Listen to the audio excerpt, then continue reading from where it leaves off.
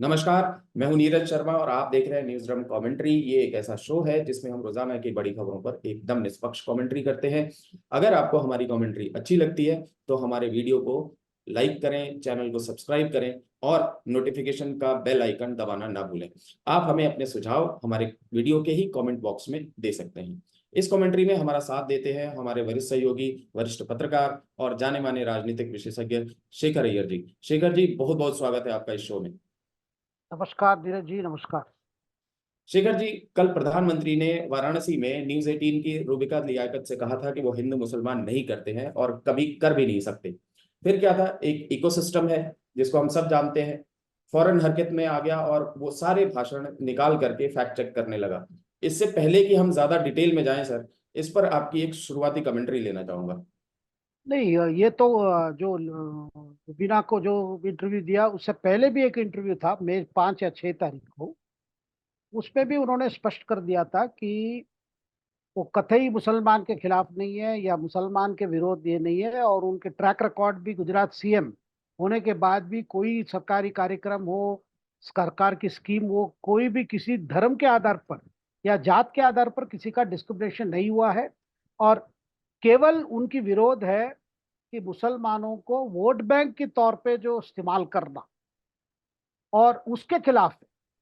और वो उस इंटरव्यू में भी यही कहे थे कि मुसलमान नेताओं को भी सोचना चाहिए, जो जो मुसलमानों को एक वोट बैंक के तौर पे यूटिलाइज करने में उन कम्युनिटी के भी कुछ जो लीडरशिप है उनको भी सोचना चाहिए।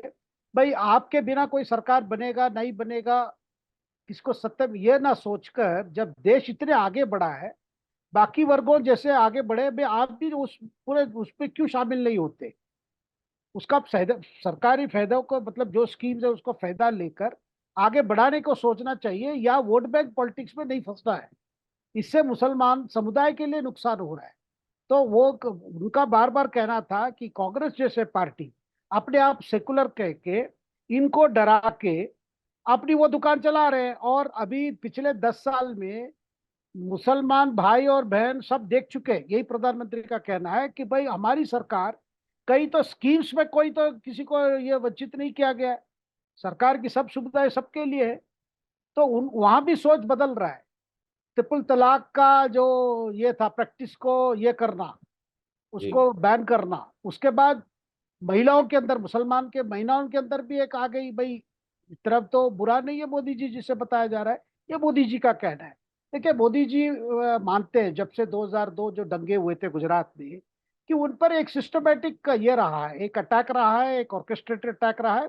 और उनको हमेशा ये हिंदू मुस्लिम, ये में उनको बंदी बना के रखने की कोशिश है, उनकी छवि को। ये बार बार प्राइम मिनिस्टर बोले हैं। और मेरे से भी जब भी बात हुई है मोदी जी से, यही बात लेकर बोले कि मुझे इसी ये में रखना चाहते हैं बॉक्स में, लेकिन मैं उस बॉक्स में रहना नहीं चाहता। तो मैं कभी जो बात होती है मैं कहता हूँ भाई 140 करोड़ की बात करता हूँ, लोगों को पसंद नहीं है। उनको क्या, वो हमेशा पूछते हैं इनके लिए क्या किया, उनके लिए क्या किया, और मैं वोट बैंक नहीं करूंगा। तो कल वाले जो कमेंट में वही बोले, भाई जिस दिन मैं हिंदू मुस्लिम करना लगूंगा। लेकिन लोगों को कहना है नहीं, कभी ये जो भगवान ड्रेस पहनते हैं, मंदिर जाते हैं, पूजा करते हैं, ये सब एक ही मैसेज जाता है।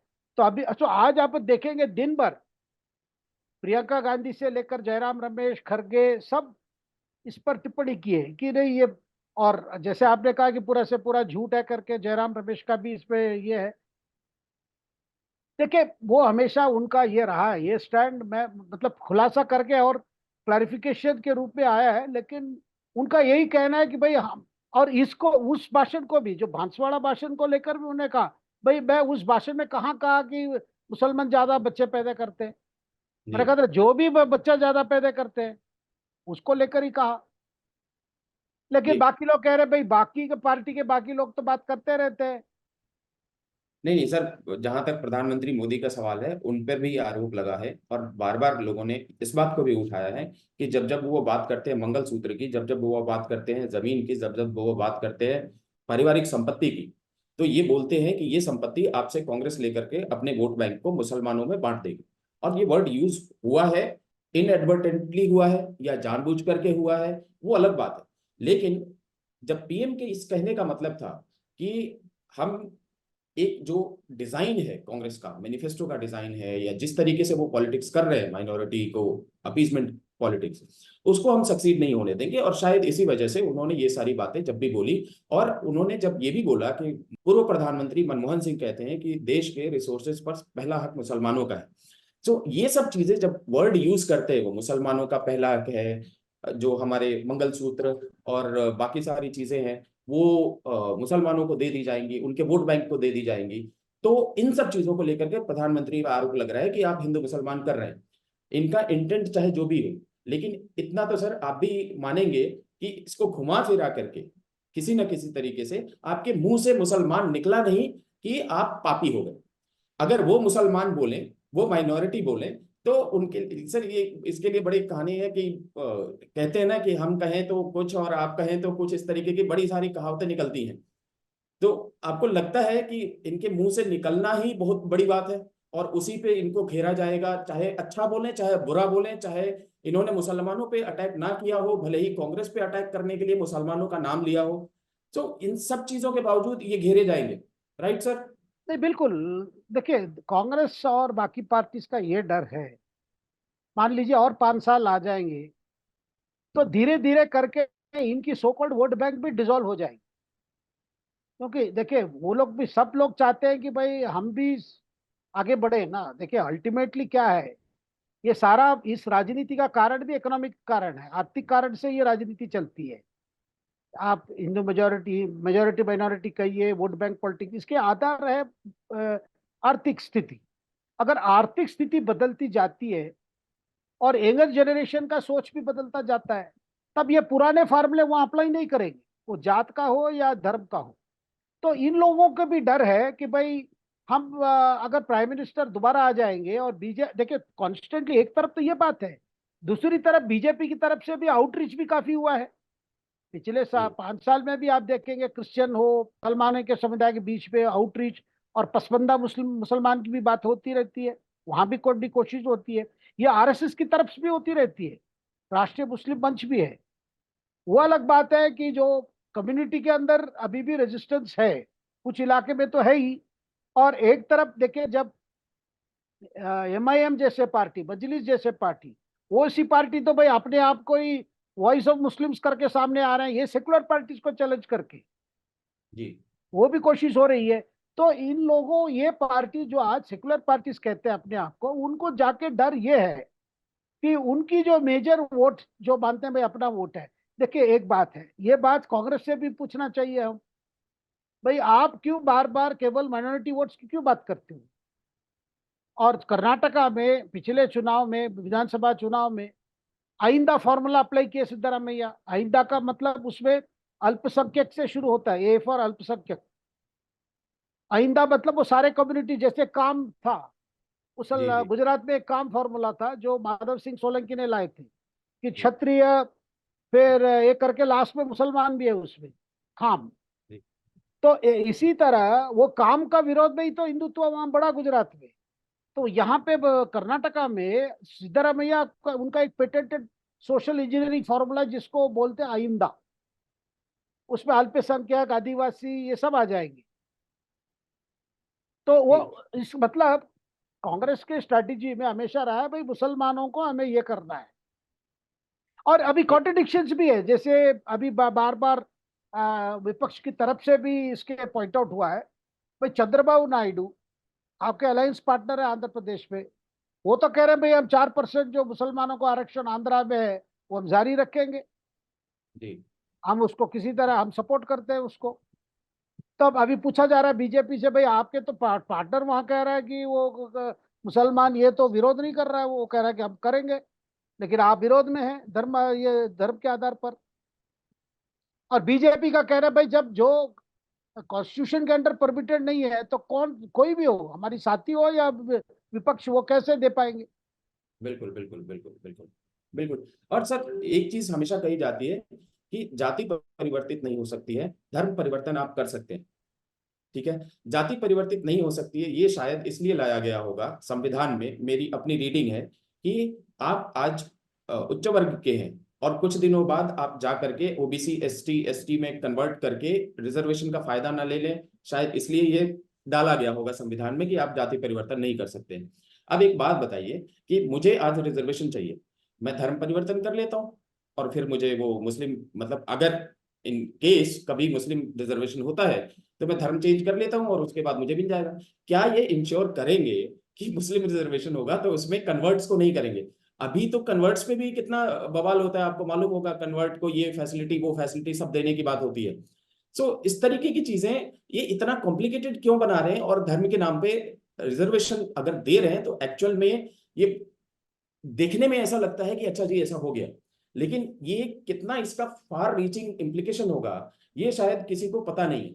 और शायद अच्छी तरीके से समाज में और ज्यादा जागरूकता लाने के लिए, सौहार्द फैलाने के लिए किसी तरीके से इन सब चीजों को रोकना बहुत जरूरी है, जो कि इत्तेफाक से राहुल गांधी और कांग्रेस पार्टी और विपक्ष इन सब चीजों को समझ नहीं पा रहे हैं।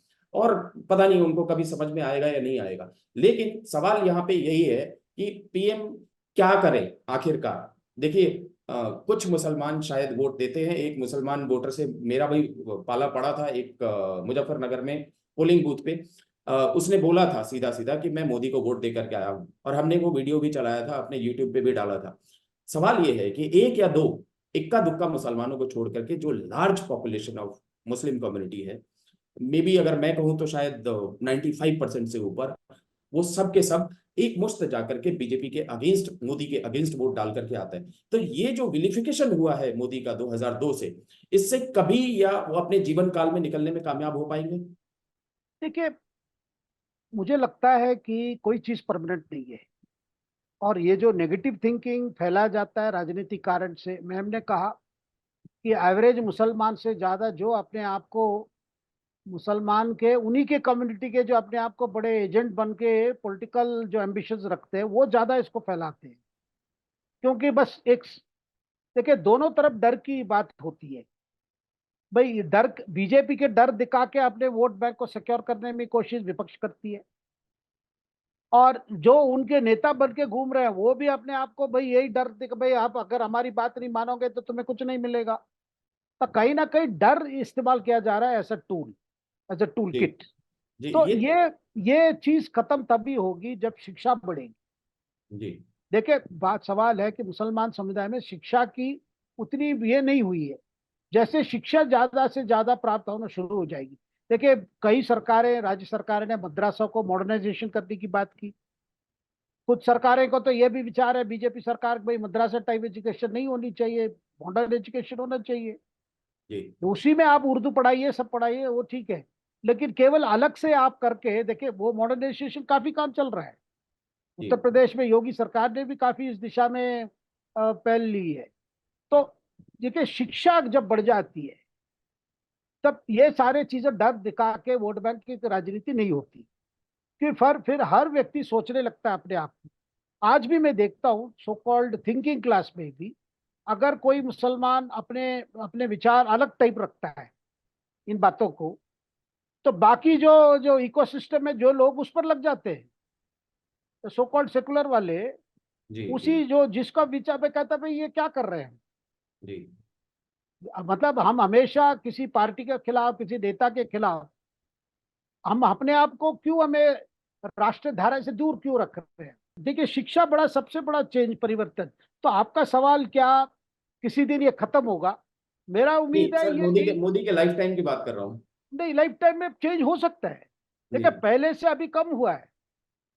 जैसे महिला, मुसलमान महिला के अंदर तो अलग प्रकार की सोच है ही, जी और हमेशा डर ये है भाई। इसीलिए तो आपको याद होगा गुलाम नबी आजाद ने जब उनकी स्पीच राष्ट्र, ये राज्यसभा में जब नेता विपक्ष थे, तो एक बार मोदी जी को तो बोला ही, भाई आपने, क्योंकि ये ट्रिपल तलाक कानून पर ही बोला कि जी आपने ऐसे अलग कर दिया, ऐसा हिंदू मुसलमान अलग किया, मुसलमान के अंदर महिला मुसलमान और पुरुष मुसलमान भी अलग कर दिया आपने। बिल्कुल। तो वो उनका कमेंट है, उसमें रिमार्क्स है हाउस में कि आप हमको, हमारे अंदर भी अलग अलग कर रहे हो आप, ये ट्रिपल तलाक के लाग कानून बैन करने के लाग कर। बिल्कुल बिल्कुल बिल्कुल सर। खैर, मैं तो इतना कहना चाहूंगा कि ये वाला जो इलेक्शन है 2024 का, ये एक्चुअल में, मैं कई बार हम लोग डिस्कस कर चुके हैं कि मेक और ब्रेक इलेक्शन है। अगर मोदी यहाँ से जीतते हैं तभी जाकर के वो मुसलमानों का ट्रस्ट हासिल करने की कोशिश करेंगे। लेकिन उनके जितने भी सपोर्टर्स हैं, और जो खास करके हिंदू कट्टरवादी सपोर्टर्स हैं जो मुझे सोशल मीडिया पे देखने को मिलते हैं, वो जब भी बीजेपी की तरफ से या आरएसएस की तरफ से कोई कोशिश होती है कि मुसलमान वोटरों को भी या उनके लिए अच्छा बनने की कोशिश की जाए, तो ये मोदी को भी और आरएसएस को भी और बीजेपी को भी गालियां देते हैं। बिल्कुल। कुछ ट्रोल्स ऐसे हैं जो वो किसी के नहीं, वो अपने जो सोच करके चलते वही उनको उनके हिसाब से वही होना चाहिए। तो ऐसे में एक वोट बैंक वो भी है।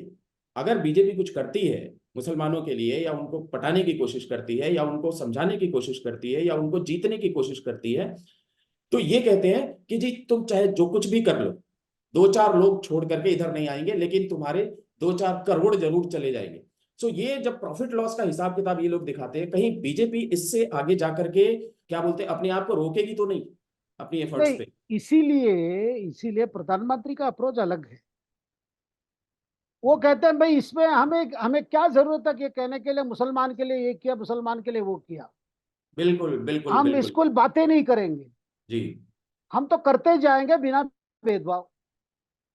भाई हम इंफ्रास्ट्रक्चर प्रोजेक्ट करते हैं, क्या उसमें कोई रास्ता बनता है, कोई रेलवे लाइन बनता है, कोई बुलेट ट्रेन आता है, ये केवल क्या मुसलमान के लिए नहीं है या केवल हिंदुओं के लिए है, ऐसी तो बात नहीं है। तो बिल्कुल बिल्कुल। प्रधानमंत्री नहीं चाहते इस तरह की कैटेगराइजेशन को लेकर हम बात भी ना करें, जी नैरेटिव ना करें, हम बात करें 140 करोड़ भारतीयों की।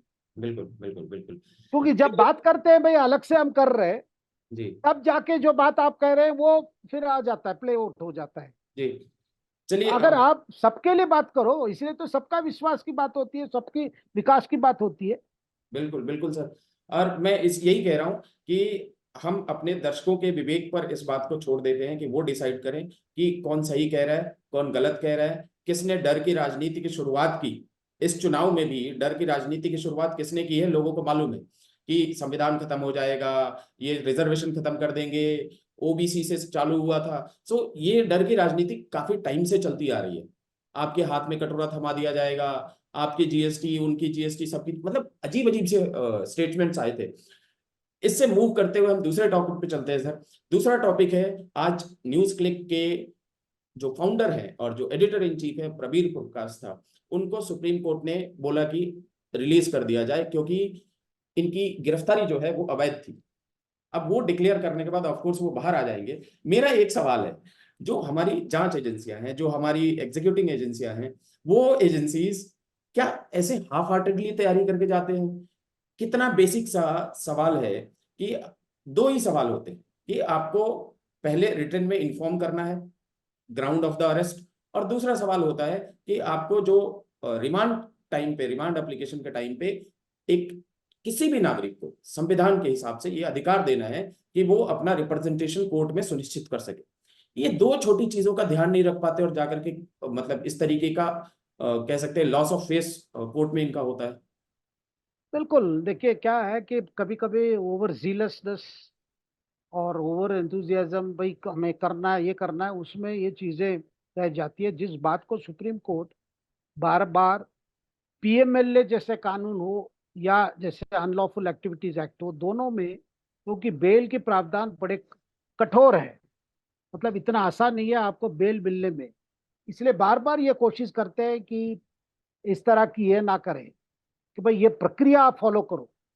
लेकिन इस केस में अभी चार्जशीट हो चुका है। जी अब ज्यादा कोई ग्राउंड भी नहीं है प्रबीर को कस्टडी में रखने के लिए। ये केवल है भाई विटनेस को इन्फ्लुएंस करेंगे वो बात, क्योंकि चार्जशीट फाइल हो चुका है, अभी ट्रायल चालू हो जाएगा। जी जी जी। तो एक प्रकार से ये फैक्ट एंड में हुआ है। लेकिन एक रिमाइंडर है, सुप्रीम कोर्ट आज ऑर्डर में भी कहा है कि भाई हमारी हमारी ड्यूटी है कि जो प्रोविजंस को, जो प्रोसीजर्स है, लीगल प्रोसीजर को फॉलो करना होगा। जी जी। तो बिल्कुल इसीलिए तो आज के ये मुझे लगता है ये एक प्रकार से जरूर इनके लिए एक हार्ड लेसन है, एक लॉस ऑफ फेस कह सकते हैं। लेकिन देखिए बार बार सुप्रीम कोर्ट की ये रही है कि bail is the norm, jail is the exception. बिल्कुल। केवल ये दो कानून में बेल प्रावधान बहुत कठोर है, सर मतलब यहाँ इतना। बेल तक बात पहुंची नहीं। हाँ, तो ये क्या हो गया कि भाई इसमें जहां पे ये है, फिर आपने तो चार्जशीट फाइल कर दिया, ठीक है आप इनको रिहा कर दो। जी जी जी जी। अगर चार्जशीट ना फाइल होते तब तो ये बोल सकते हैं नहीं हमारी इन्वेस्टिगेशन जारी है, तो इनको रिलीज करोगे तो हमारी इन्वेस्टिगेशन में बाधा होगा या विटनेसेस अफेक्टेड होंगे। ऐसी ग्राउंड भी नहीं रहा इसमें कोर्ट को बताने के लिए। सर आपने अगर इसका एक हम इन्फेरेंस ड्रॉ करें, आपने देखा होगा कि 21 मार्च को जब अरविंद केजरीवाल को गिरफ्तार किया गया, 22 तारीख को सुप्रीम कोर्ट में एक अर्जी मूव की गई और ऐसा लग रहा था कि वो बेल की अर्जी होगी या किस चीज की होगी, उसको तुरंत उन्होंने विड्रॉ कर लिया वहां से। और ये एक सोची समझी रणनीति थी कि हम अरेस्ट को ही चैलेंज करेंगे, इसको इलीगल साबित करेंगे, चाहे 1 महीने सुनवाई होनी पड़े, 2 महीने सुनवाई, क्योंकि उनको मालूम था कि बेल तो इसमें मिलने वाला नहीं है, जो भी केस ईडी ने जिस तरीके से बनाया है। तो एक सोची समझी रणनीति के तहत वो आज तक अरविंद केजरीवाल के केस में बेल के लिए एप्लीकेशन गया ही नहीं, और खास करके वो सुप्रीम कोर्ट में तो, क्योंकि अगर अब यही है, हमने अर्नब गोस्वामी के भी केस में देखा था, जब वो भी अरेस्ट हुए थे तो सबसे पहला था कि ये इलीगल अरेस्ट। सो कोई ना कोई ग्राउंड फाइंड करो और सबसे पहले इलीगल अरेस्ट बोल करके आप चाहे जितनी ज्यादा एनर्जी, रिसोर्सेस, पैसे सब कुछ लगा दो, लेकिन अरेस्ट को ही पहले इलीगल करो। अरेस्ट इलीगल होने पे छूटने के चांसेस ज्यादा रहते हैं। और क्या यही स्ट्रेटजी अरविंद केजरीवाल के केस में भी अपनाई जा रही है? नहीं, देखिए इसका क्यों सवाल आता है, ये अप्रोच क्यों है भाई, बेल क्यों नहीं जाती? जी देखिए एक बार मना हो गया सुप्रीम कोर्ट से, फिर दिक्कतें बढ़ जाती है। जी क्योंकि फिर आपके लोअर कोर्ट वो माइंड में रखेंगे हमेशा, भाई इनको तो बेल गया था, वहां तक तो नहीं हुआ, तो अपने लेवल पे बेल नहीं देते। तो ये दिक्कत आती है, क्योंकि एक बार अगर सुप्रीम कोर्ट तक जाके आपको बेल नहीं मिला, तो डाउन द मैसेज चला जाता है को लोअर कोर्ट्स को, वो फिर आपके बेल बाद में भी कंसिडर नहीं करेगी। जी और केजरीवाल मामले में केवल एक दूसरी फैक्टर आ गई थी, क्योंकि आम आदमी पार्टी के नेता है, दिल्ली के मुख्यमंत्री है, चुनाव हुआ है, भाई चुनाव से पहले क्यों अरेस्ट किया गया। और उनका भी ये था, अरविंद केजरीवाल तरफ से भी यही आर्ग्यूमेंट था, जी क्योंकि मैं राजनेता हूं, मेरे से उनके लिए तकलीफ हो रही है रूलिंग पार्टी के लिए, इसलिए मुझे चुनाव पहले से अरेस्ट कर दिया, चुनाव में मुझे कैंपेन नहीं करने दे रहे। जी जी जी जी तो सारे इन्हीं वो सब बातें चीजों को ऐसी आई। लेकर के, तो और ऐसी, ग्राउंड ऑफ अरेस्ट को भी लेकर के इन्होंने भी पॉइंट बनाया कि ग्राउंड ऑफ अरेस्ट हमें लिखित में नहीं दिया गया, या जिस जो अधिकारी था जो अरेस्ट करने आया था, इन्वेस्टिगेटिंग ऑफिसर जो था, वो इन्वेस्टिगेटिंग ऑफिसर के पास लॉजिक नहीं था जिसको वो एक्सप्लेन कर पाए कि क्यों अरेस्ट करेगा एक दिल्ली के चीफ मिनिस्टर को। सो बात वहीं पे घूम कर करके आ रही है कि अरविंद केजरीवाल के केस में भी किसी भी तरीके से ये कोशिश हो रही है कि ये जो इलीगल अरेस्ट वाली बात है उसको कहीं ना कहीं से साबित कर दी जाए, सो दैट वो बेल, और बेल तो खैर अभी अगर इलीगल अरेस्ट मान लीजिए साबित नहीं होता है तो शायद साल, 1.5 साल, 2 साल, या जब तक सुप्रीम कोर्ट डांट न दे तब तक उनको बेल नहीं मिलने वाली है इस केस में। देखिए मनीष सिसोदिया केस में सुप्रीम कोर्ट में आकर ही ये हो गया ना, रिजेक्ट हो गया था ना। जी जी जी जी जी तो वो वाला रिपीट नहीं चाहेंगे यहाँ पे। बिल्कुल बिल्कुल बिल्कुल। अब लेकिन एक चीज तो बड़ी क्लियर हो गई है, बेल में तो आ गए, लेकिन बड़े मामले में अभी फंसे हैं, जो स्वाति मालीवाल वाला मामला, बिल्कुल बिल्कुल हाँ हाँ हाँ। वो एक अभी तक वो अभी कांटेक्ट नहीं हो रही है उससे, दिल्ली पुलिस कह रहे हैं भाई हम उनसे कांटेक्ट नहीं हो रही है, हम हमारे लिए हम जानते नहीं है वो कहाँ है। और पर ये अजीब सा लॉजिक है सर, मुझे इसमें यकीन नहीं हो रहा, मैं बताता हूँ क्यों। आज संजय सिंह जाकर के उसके घर पे उससे मिल के आए, संजय सिंह जा सकते हैं, कोई अपोजिशन का लीडर क्यों नहीं जा सकता है, मतलब उनके अपोजिशन का कोई पुलिस क्यों नहीं जा सकती उसके घर, जब घर में है वो, उसने खाली फोन ही तो ऑफ कर रखा है ना। सो मेरे ख्याल से ये वेट एंड वॉच की सिचुएशन दोनों तरफ से, राजनीतिक तरफ से भी, और सही में बताऊं ये अच्छा केस बन रहा है जब तक पूरी तरीके से ना खुले। कल एक आम आदमी पार्टी के स्टॉन्च सपोर्टर सर, उन्होंने शाम को मुझे बोला, हाँ यार, स्टॉन्च सपोर्टर 2 दिन पहले मुझसे तो लड़ाई कर रहा था अरविंद केजरीवाल को लेकर के, और कल उसका चेहरा ऐसे झुलसा हुआ था, उसने बोला कि बहुत हर्ट करेगा। तो मेरे ख्याल से सब एक मतलब पार्ट एंड पार्सल ऑफ राजनीति है। बिल्कुल, इसमें तो राजनीति है ही, लेकिन राजनीति से ज्यादा इसमें पार्टी के अंदर, आम आदमी पार्टी के अंदर पावर इक्वेशंस क्या है। जी क्योंकि 1 तारीख अगर वापस जाएंगे अंदर, अब तो बड़ी स्पष्ट कर दिया कि मैं मुख्यमंत्री पद नहीं छोड़ूंगा, बिल्कुल क्योंकि डेमोक्रेसी के जो अंदर कर जा रही है, तो मैं भी अंदर से दिखाता हूँ कैसे अंदर से भी काम हो सकती है। बिल्कुल उन्होंने बिल्कुल कह दिया, इसीलिए वो मुख्यमंत्री पद छोड़ने का नहीं है। लेकिन एक बार अंदर जाने के बाद कब बेल मिलेगा, क्या होगा, वो तो अभी क्लियर नहीं है। लेकिन पार्टी के अंदर जो इक्वेशंस है, भाई आपने नंबर 2 डेजिग्नेट नहीं किया है, अब कितना दिन शासन ऐसी चलेगा। बिल्कुल तो बिल्कुल एक प्रकार से बिना डायरेक्शन होगा तो इनको तो कुछ अंदर जाने से पहले भी सोचना पड़ेगा। जी। सर, चलते चलते राहुल गांधी का वीडियो है, हजामत बनवा रहे हैं वो चुनाव से पहले, वोटिंग से पहले बेसिकली, और इस पे आपकी एक छोटी सी कमेंट्री दे दीजिए। नहीं देखिए, रायबरेली में बहुत चैलेंज बढ़ा है, सबकी मुंह में यही बात है, भाई 5 साल कहाँ थे, अब फिर आने के बाद अब फिर 5 साल क्या होगा। तो ये सवाल है कि भाई कैसे करोगे, अब जाके तो घूम रहे हैं, बीच बीच में घूम रहे हैं, लेकिन सारा तो प्रियंका जी ही कर रहे हैं। जी लेकिन आगे वो देखिए, सब लोग कह रहे हैं कि रायबरेली बहुत टफ, जी बहुत टफ है। और मैं कांग्रेस, जितने कांग्रेस हमारे मित्र से बात करता हूँ, सबका कहना है कि भाई कैलकुलेशन ही गलत कर दिया है इन्होंने। प्रियंका को वहां लड़वाते और खुद अमेठी में लड़ लेते, जी वो भी ठीक था। लेकिन उनको ना लड़वा के स्वयं लड़के और उनको भी केवल प्रचार में उनको इस्तेमाल किया है, इसको लेकर कांग्रेस के अंदर भी बड़ी रेस्टलेसनेस है कि कुछ भी हो स्ट्रैटेजी सर, गलत हुआ है। कुछ भी हो सर, प्रियंका गांधी मेहनत बहुत कर रहे हैं, बहुत मेहनत कर रही हैं, और ये जो सारी की सारी कम्युनिकेशन है वो खुल करके ऑन फेस आ रही है, बिल्कुल टीवी टीवी पे बिल्कुल। या सोशल मीडिया पे पूरी तरीके से, हर तरीके से छाई हुई है एकदम।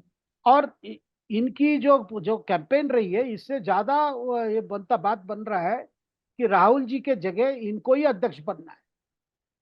अगर ये अध्यक्ष बन जाएंगे तो कांग्रेस पुनर्जीवित हो सकती है, एक फाइटिंग फॉर्म में आ सकती है, इस तरह की पार्टी लोग कहते हैं। जी जी जी जी जी कि क्योंकि इस तरह की खरगे को सामने रख के पार्टी चलाना वाला बाय प्रॉक्सी से बेटर होगा अगर प्रियंका गांधी स्वयं लीडरशिप ले ले। लेकिन इस बात पर परिवार को तय करना है, हो सकता है इस पे फाइनल डिसीजन जून 4 के बाद हो। जी। सर, इसमें कोई बुराई नहीं है प्रॉक्सी होने में, पार्टी कोई और चलाता है, आप बीजेपी का भी देखिए, पार्टी कोई और चलाता है, अध्यक्ष कोई और है, उससे कोई फर्क नहीं पड़ता है। बट जो भी हो, सामने से क्लियर हो कि ये हो रहा है यहाँ पे। तो अच्छा, सबसे बड़ी बात है कि यहाँ पे जब भी बीजेपी कहीं हारती है तो जेपी नड्डा पे ठीकरा नहीं फोड़ा जाता है ना, वो सर्कमस्टांसेस पे फोड़े जाते हैं, सब कुछ होते हैं, लेकिन जीत और हार का ठीकरा मोदी पे ही जाता है जहां भी जाता है। यहाँ तो सीन ही अलग है पूरा। चलिए, बहुत बहुत शुक्रिया सर आज बातचीत करने के लिए। कल फिर हम हाजिर होंगे कल की बड़ी खबरों पर अपनी टिप्पणी के साथ। आपका, हमारे दर्शकों का बहुत बहुत शुक्रिया। शुभ रात्रि सर।